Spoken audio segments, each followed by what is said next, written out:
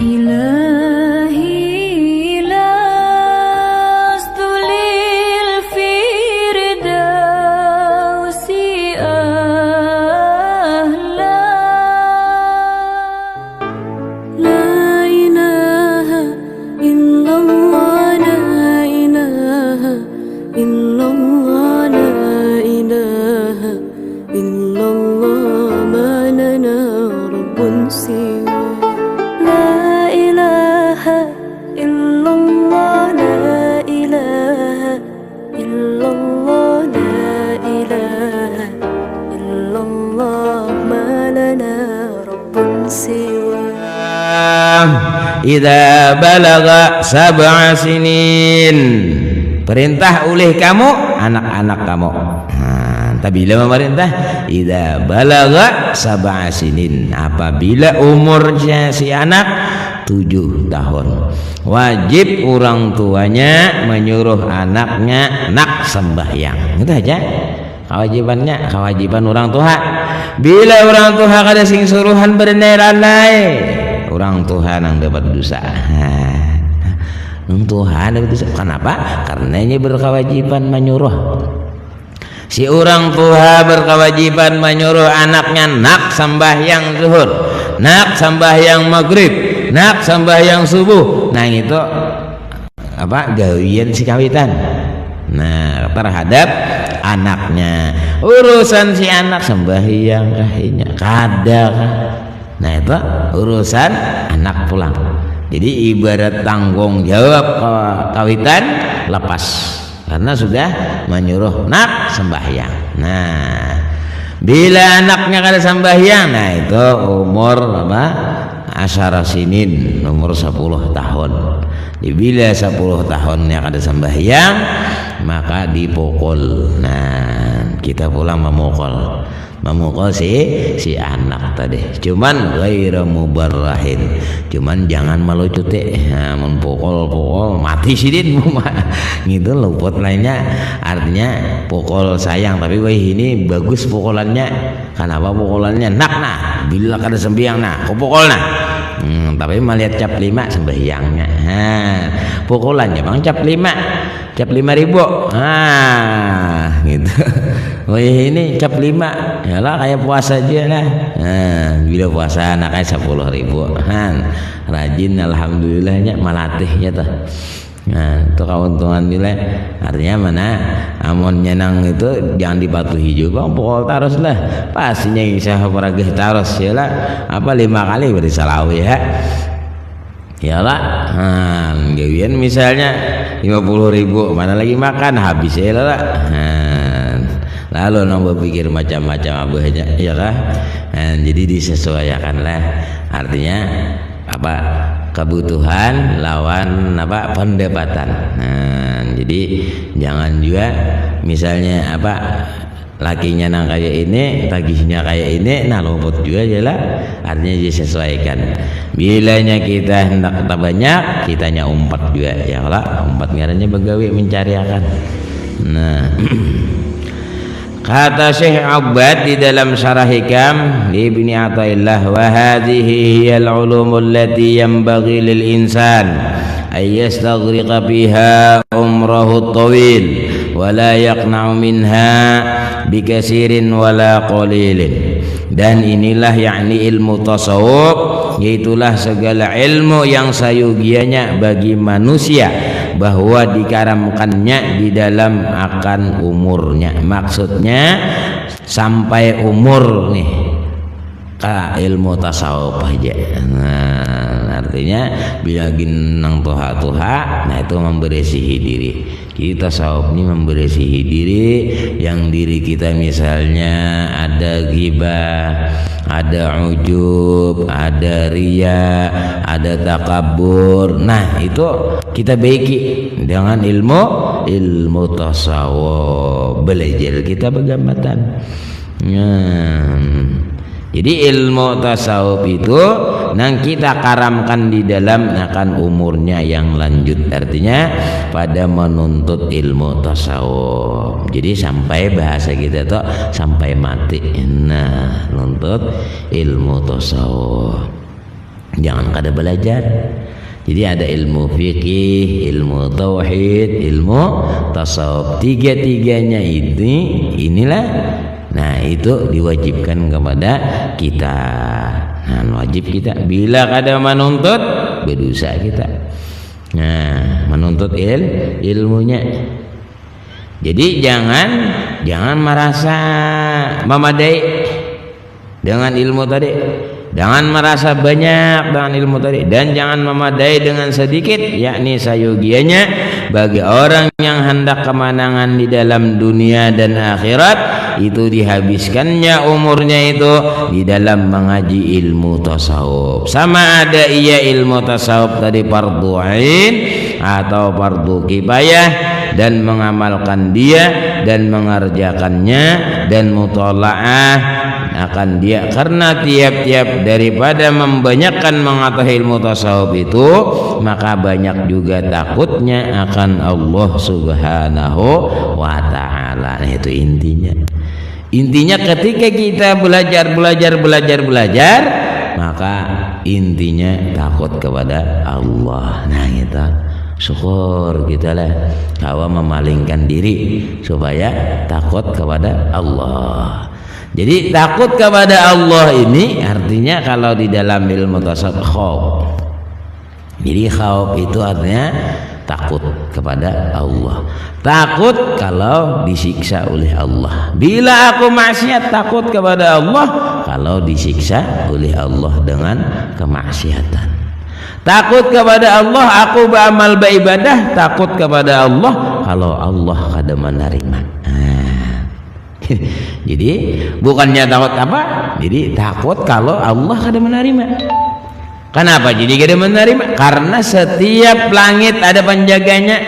Malaikatul hafazah ini naik membawa amal ibadah kita setiap hari. Dibawanya ke langit pertama, langit kedua, sampai langit ketujuh, sampai berjumpa kepada Allah. Bilanya kada tabulik, nah itu aman katanya. Nah, makanya amal ibadah yang kita bawa itu supaya jangan sampai tabulik. Ini nama membahayakan soal tabulik-bulik nih.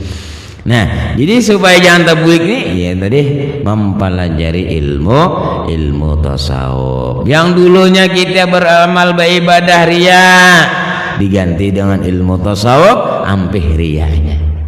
Yalah, dulu bila beramal makin terlihat terus. Anak minta padahakan amal ibadah. Tapi kalau sudah belajar ilmu tasawuf, nah lalu sasar meningkatnya. Ampih lawan ria, ampih ujub, ampih takabur. Nah, karena sudah belajar begamatlah. Nah, jadi jangan sampai ketika kita belajar beribadah, nah ada sifat-sifat namanya mazmumah. Nah, sifat yang dicela. Jadi sifat-sifat yang dicela itu kita ganti dengan sifat-sifat mahmudah, dipuji oleh Allah. Jadi sifat-sifat yang dipuji oleh Allah dilajari juga di dalam kitab sini. Lalu kita habiskan ilmu kita, mengaji kita kepada ilmu tasawuf. Ada yang fardu, ada yang fardu kifayah. Jadi supaya apa? Supaya membanyakkan mengetahui ilmu tasawuf itu, maka banyak juga kita takut akan Allah Subhanahu wa ta'ala. Dan yang lain daripada ilmu itu tiada dituntut membanyakkan dia, melainkan sekadar fardu ain juga. Jadi ilmu fikih yang fardu ain, ilmu tauhid yang fardu ain, menhendak berlebih bisa aja. Nah, jadi mengaji terus nih. Makanya kita disuruh utlubul ilma minal mahdi ilal lahdi. Tuntutlah ilmu dari ayunan sampai ke liang lahat. Nah, habis. Jadi kita berdoa kepada Allah senantiasa nuntut ilmu. Ya Allah, mudahan aku nih panjang umur, senantiasa ulun nuntut ilmu ya Allah. Mun kada mudahan ulun kawas setiap hari, mudahan ulun kawas setiap minggu misalnya. Nah, jadi kita berdoa kepada Allah. Yalah, supaya apa? Supaya kita itu menjadi ibadah kepada Allah. Jadi setiap gerak-gerik, setiap yang kita lakukan, nah itu menjadi ibadah kepada Allah karena niatannya tadi. Nah, coba kalau pian nih niat banyak duit ngapa dulu? Hah? Yalah, niat nih banyak duit ngapa? Yalah, pasawat kan ukar. Hah? Nah itu dulu pasang. Ini kalau banyak duit, ulun guru mun banyak duit nih, kaina bersedekah, anu nyaman kau banyak, ngawanang 100 juta. Nah, nang ada nih bang berapa pian nyumbang? Nah, hitung lah, nang ada nih duit bisi berapa, menyumbang berapa? Ini tuh ketahuan. Aduh sama ada sugih menyumbang. Ini badang duit banyak lah. Nah, nyak ada memandang banyaknya orang menyumbang itu. Jadi kalau orang menyumbang itu, nah sesuai lawan keadaan. Kalau kita berisi duit, siapa berisi duit? Nah, itu menyesuaikan aja. Jadi kalau orang nang tadi, nah ada sing duitan, gitu deh. Hanya ada berisi duit 1.000. Kemudian inya memberikan duit nang 1.000 tadi, kemudian yang satunya tadi memberi 200.000. Jauh kalau bedanya. Tapi nang 200.000 tadi bisi duit miliaran. Nah, bisi duit miliaran. Yalah, memberi 200.000, sedangkan sidin kada ada ngapa-ngapa. Lalu kalau hendak berbanding, duit sidin miliaran itu diberi akan bertahan. Membanding duit yang 1.000 itu deh. Nah kayak itu Pak. Nah, banyak soal. Amun 200 masih sedikit. Nah, 2 juta bang urus sedikit juga. 200 juta bang sedikit juga. Duitnya miliaran. Sidin tadi duitnya 1.000-annya. Kan bisa ngapa-ngapa lagi julung sidin. Nah, itu artinya habis. Nah itu maksudnya artinya kada begaduh banyaknya, yang penting itu kitanya nih berapa menyumbang menyesuaikan lawan diri kita. Ada sidin tadi habis. Nah pada sini anak belanja yalah julung. Nah kalau anak menuruti sidin yang 1.000 tadi duit miliaran tuh bisa kan julung. Nah gitu kisahnya nih. Nah bukannya banyaknya itu anunya, ada kita ini rajin lah, boh jangan aku kayak inying itu aja, banang ada yang ada nyumbang. Yalah, artinya apa? Lawan nang dikata lo tuh luput dia lah, artinya menyesuaikan, menyesuaikan. Lah lalu kita menuntut ilmu tasawuf tadi sama ada fardu ain atau fardu kifayah. Nah, nang kita tuntut tadi. Gimana cara bahasa orang tuh kita habiskan dengan ilmu tasawuf. Nah, jadi supaya apa? Supaya kita ini takut kawan Allah. Ya nang orang bertakwa ngarannya. Jadi bila orang nang sudah bertakwa apa nang sudah dijamin oleh Allah Subhanahu wa taala, rezekinya kah apanya kah semuanya sudah dijamin oleh Allah. Begitu juga orang yang nuntut ilmu dijamin oleh Allah. Taqabbalallahu birizqihi. Allah jamin rezekinya orang yang nuntut ilmu. Jangan pina ragu-ragu bahaya jamin gak kada kajem bah itu sudah.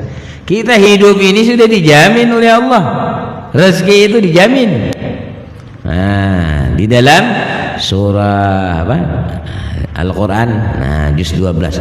Wa ma min dabbatin fil ardi illa 'ala Allahi rizquha.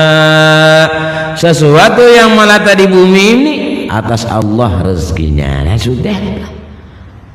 Jadi jaminan. Nah, jadi Allah menjamin. Allah kaya. Allah nang menjamin. Nah, jadi supaya nyaman nih, nyaman permintaan lawan Tuhan nih. Nah, jadi cintailah Allah dan Rasulnya. Jadi mencintai Nabi kita Muhammad sallallahu alaihi wasallam. Kenapa mencintai sidin? Karena Sidin itu Abul Qasim, bapak nang tukang bagi. Jadi membagi rezeki ini nah Nabi kita. Kita patuh lah tukang apa? Nah tukang bagi ya. Kayak kita aja patuh lah tukang bagi lah. Bagi Sidin ya lah. Lalu kita tadi apa? Banyak baca sholawat, banyak berzikir kepada Allah Subhanahu wa Ta'ala. Jadi dua-duanya tuh. Jadi ingat kepada Allah, ingat kepada Rasulullah Sallallahu Alaihi Wasallam. Nah, jadi rajin-rajin kita tak. Nah, rajin-rajin mencintai Sidin nomor 2 Nah, jadi kita sembahyang, kita berzikir, ingat kepada Allah, ingat kepada Rasulullah. Jadi sudah Sidin itu cinta kepada kita. Nah, dinapanya supaya tahu Tuhan ini cinta lawan kita kadang. Dinapa? Nah, jadi bila kita hendak rezekinya mudah, ya lah. Nah, maka cintailah ibu bapak. Nah, itu kuncinya. Dibilangnya kita mencintai ibu bapak, otomatis Allah mencintai. Ayo, ridallah bi ridal walidain. Ridhonya Allah, ridhonya kedua orang tua. Jadi jangan sampai orang tua itu berucap macam-macam lah. Berucap macam-macam ya lah. Nah, bila datang orang tua sedih nang minantu. Ini datang harus malampir nih. Mama ginjang itu sedih lah. Nah, kasihan Sidin. Ya lah. Nah, jadi anu bang dia mintuha jeung itu mintuha ya kawitan juga. Maka biar Nabi abaukum salas, bapak kamu itu 3. Abu kaman waladaka, bapak nang maulah di rumah bapak. Kedua abu man allamaka, bapak nang melajari guru. Nang ketiga abu kaman tazawwajta ibnatahu, ya min Tuhan. Nah, jadi bapak juga itu. Nah, jadi mintuha juga artinya siapa? Bapak ini sama. Nah, itu bapak juga ngarannya istilah bahasanya tuh. Ya kawitan juga. Nah, kawitan abahnya, kawitan umahnya, nah, kayak tolak. Nah, jadi sama posisinya. Gimana jangan berbeda. Maka keridhaan Allah pada keridhaan dua orang tua. Bila orang tua sedih, Allah sedih. Bila senang, nah itu mengetahui. Jadi Allah ini cinta kalawan kita. Takoni dulu kawitan. Dinapa aja aku nikah? Nyata isin, mata aku cinta nak Nah, padahal di dalam hati muar melihat nih. Ya lah, bayan nang nasi bungkus ini berpikir juga umpama. Ya lah. Nah, ini banyak dijulung. Datang jangan bepada apa ini. Masa sedih pulang Jadi bila kawitan lu datang senang, yalah. Nah, alhamdulillah kawitan datang. Ini kan aku beri 500 misalnya, ya. Nah itu harinya senang sudah. Ada ini kita, ini pengeluaran pulang aku aja. Ya. Nah itu sudah ada geritik hati. Nah, jadi orang itu kayaknya rezekinya disempitkan oleh Allah. Bila kita senang lawan kawitan tadi, jadi rezeki ini naik terus. Nah, jangan sampai ungap sih. Misalnya Sidin tuh kita lihat misalnya Sidin nih, ya kalau karomah, nah kira-kira nih kira beres sama. Misalnya nih, anu mai kena ambil situ beres dia anu situ, tuh ngeliatnya kayak kasap, ya lah. Padahal tahu sudah Sidin, nah karena mau kontrol, di ringan habis. Ya Allah, pada ringan dikontrol dulu lah, beri kontrol dia no ada. Nah anu mai kena kita ambil nah situ anu apa beras kena di situ anu ambil. Nah mantap kita. Nah, ya lah, insyaallah rezekinya artinya kada saat bongap lagi, artinya Allah yang memberi. Nah, ridallah bi ridal walidain. Nah, jadi keridaan Allah terhadap keridaan orang tua kita. Jadi bila mengetahui Allah cintakah lawan kita kadakah lawan orang tua. Itu buktinya sudah. Jadi bila terserah piannya lagi, hendak pian nang kayak apakah gayanya itu. Jadi kayak gitu maksudnya. Jadi mengatakan Allah ini mencintai kita atau kada di situ tak buktinya. Kita ini kayak apa lawan situ? Nah, lawan ibu bapak tadi. Lalu apa? Kita itu menghabiskan umur kita menuntut ilmu. Ketahui olehmu bahwasanya segala ilmu yang dituntut akan dia itu fardu ain. Itu 3 perkara. Pertama ilmu tauhid. Nah, dinamakan akan dia ilmu usuluddin. Yang kedua ilmu syara' yakni dinamakan akan dia ilmu fikih. Yang ketiga ilmu batin dinamakan akan dia ilmu tasawuf. Nah, jadi 3 macam inilah nang kita berkewajiban menuntut fardu ain. Ngaranya fardu ain itu fardu perorangan. Kada boleh nang lain. Mon fardu kifayah itu kan saikong cukup sudah. Fardu ain ini masing-masing. Bila nang aran manusia wajibnya menuntut ilmu tauhid, ilmu tasawuf, ilmu fikih. Nah, jadi ilmu batin. Jadi 3 macam ini berkewajibannya masing-masing. Nah, jadi bila nangaran manusia beriman berislam itu dituntutnya menuntut ilmu. Nah, waktunya sudah ya lah. Jadi mudah-mudahan Allah memberikan taufik hidayah kepada kita semua agar kita senantiasa menuntut ilmu. Nanti disambung pulang sambungannya. Nah, jadi sambungannya halaman 7 insyaallah. Mudah-mudahan kita dipanjangkan Allah umur, sehat walafiat, diberikan rezeki yang banyak yang halal. Mudah-mudahan kabul segala hajat kita, baik hajat dunia ataupun hajat akhirah. Amin. Ala hazihi niyah wa ala kulli niyatin sholihah wa ila hadratin nabi al-fatihah. A'udzubillahi minasyaitonir rajim. Bismillahirrahmanirrahim. Rabbil alamin arrahmanir rahim maliki yaumiddin. Iyyaka na'budu wa iyyaka nasta'in. Ihdinas siratal mustaqim siratal ladzina an'amta 'alaihim ghairil maghdubi 'alaihim waladdallin. Amin. Allahumma anfa'na bima 'allamtana wa 'allimna ma yanfa'una. Zidna 'ilman nafi'a wa 'amalan shalihan wa rizqan halalan wasi'an bi rahmatika ya arhamar rahimin. Wa sallallahu ala sayyidina Muhammadin nabiyil ummi wa ala alihi wa sahbihi wasallam. Walhamdulillahi rabbil alamin. Taqabbalallahu minkum minna wa minkum taqabbal ya karim. Assalamualaikum warahmatullahi wabarakatuh.